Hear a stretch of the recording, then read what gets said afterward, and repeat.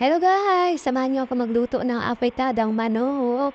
Ayan, simpleng sanggap lang po yung ating afritadang manok. Gisahin natin guys yung bawang and then after nyan, pag nag-brown na ay isunod natin ang sibuyas. Ayan. Napaka-sarap nitong ating ginawa. Simple pero masarap na po. Ayan. And then, isunod natin guys, yung manok na na-marinate sa kalamansi. Nilagyan ko na rin siya ng pamintang durog. Ayan. Para po manuok po yung kanyang lasa, ay pakuluan muna natin siya ng 5 minutes and then sabawan ulit natin ng 3 tasang tubig. Ayan.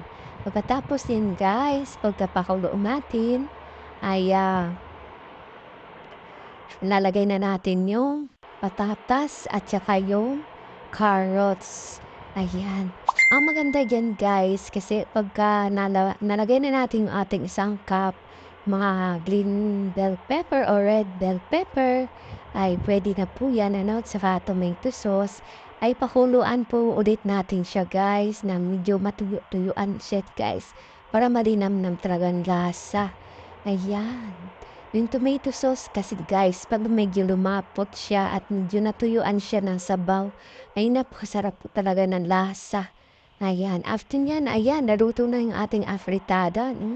Yan guys, kung nagustuhan guys, please subscribe and like and comment. God